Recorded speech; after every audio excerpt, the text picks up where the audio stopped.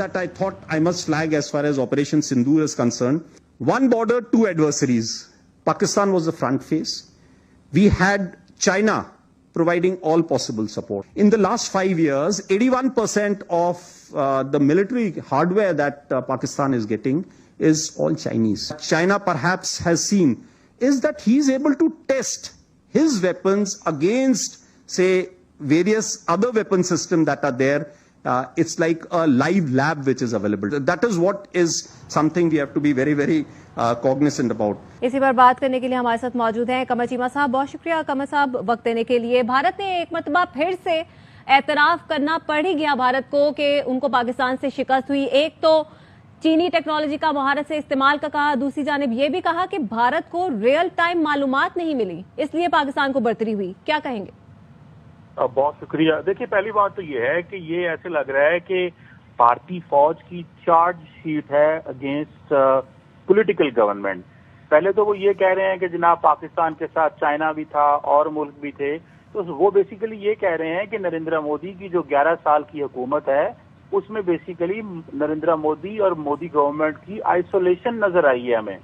तो उनके साथ दुनिया में कोई नहीं खड़ा हुआ और पाकिस्तान के साथ दुनिया में कुछ मुल्क खड़े हुए जिसका वो जिक्र कर रहे हैं। तो एक तो वो अपनी हुकूमत की political, diplomatic and global isolation का जिक्र कर रहे हैं, और दूसरा वो ये जो कमेंट कर रहे हैं कि हमारे पास असला नहीं है। आपको अरबों डॉलर का असला नरेंद्र मोदी ने लेके दिया है। देखिए, 20 अरब डॉलर का असला तो सिर्फ इन्होंने अमेरिका से लिया है पिछले कुछ सालों में, तो फ्रांस से इन्होंने जेट्स लिए हैं, इसराइल से जेट्स लिए हैं, पूरे वेस्टर्न वर्ल्ड से इन्होंने जेट्स लिए हैं, मिलिट्री हार्डवेयर लिया। और आपको पता है कि इंडिया जो है वो सिपरी रिपोर्ट के मुताबिक पिछले 10 साल से दुनिया का सबसे बड़ा आर्म्स इंपोर्टर रहा है।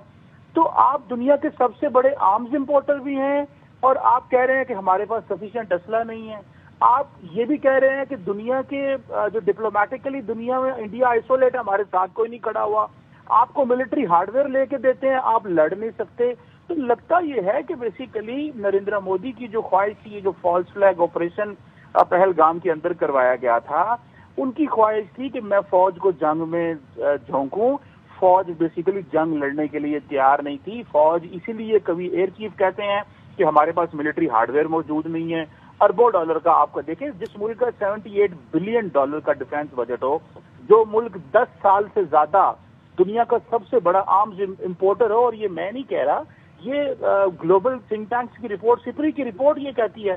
तो सवाल ये पैदा होता है कि फिर आपकी फौज का क्या कमाल है, आपकी पॉलिटिकल लीडरशिप का क्या कमाल है।